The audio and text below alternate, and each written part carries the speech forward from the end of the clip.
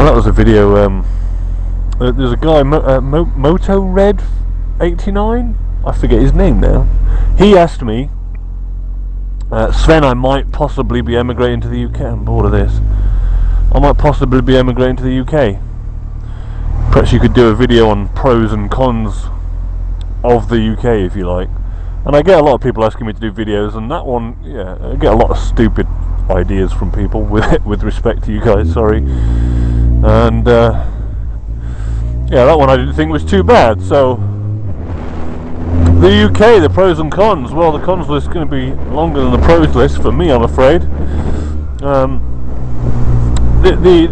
mean, you probably saw me talking in a recent video about the NHS. There's a little pro. You know, I like the free healthcare and stuff, but as I said in the last video, and I didn't really touch on it, of course it's not free healthcare, is it? You have to pay for it somehow. So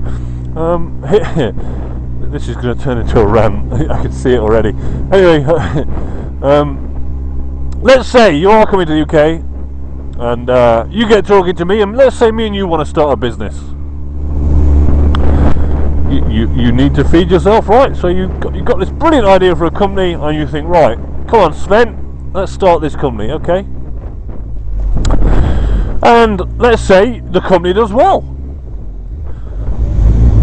Let's say you sell a lot of boxes of cat aids, and you've made £100,000 profit. Well done. Not to be sniffed at. Not in this day and age. I think that's you're in your first year of trading. Well done.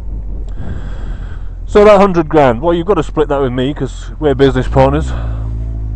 And then the government takes their bit. Well, because you've made over 100,000, you're gonna have to pay VAT. So there goes 17.5% of that. And then you've got your corporation tax, and don't quote me, 28%, I'm going to say. And if I'm wrong, I'll flash up a thing. So there's your corporation tax. And okay, well, what's left's yours, right? That's correct. But then you take the money home, you have to pay 40% income tax. So let's just recap. You've earned 100 grand. You got to split it with me, okay? You know, what I'm saying is, a lot of people are in business with other people, so it's not, you know, that's my point. And then, yeah, you've got your 17.5% VAT, your 28% corporation tax, and your 40% personal tax. What the hell are you left with? How do companies in the UK make any money anymore? It baffles me.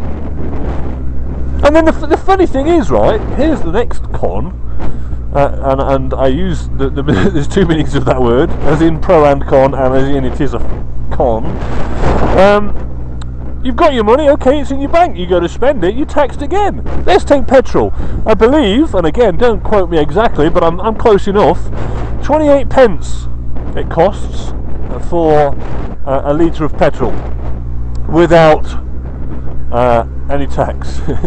So to mine the petrol, would you mine petrol or would you manufacture the petrol? To manufacture the petrol and to get it to the pump, it costs 28 pence. And then what, the petrol station's got to have a little bit of profit, I'll accept that. But now the government put the tax on top, and at the minute I think the prices of petrol are £1 and 10 pence. So it costs 28 pence, but they're charging us £1 and 10 pence. So we're taxed, and then we're taxed again, and then we're taxed again, and then you go to spend your money. Oh wait, no, you're actually taxed again. Not only that, you know, I pay road tax, so I pay to be on the road. I have to pay a fee. In fact, it's due. I ought to do it. Yeah, well done. You just reminded me. So I pay a fee to be on the road, and no, because I have to pay, pay tax on my petrol. As you know, it's just tax. Bit more tax. So that is really, once the government's bent you over and rogered you, they bend you over again. So, yeah, like I say, this was going to turn into a rant, sorry. Pros. What are the pros of living in the UK?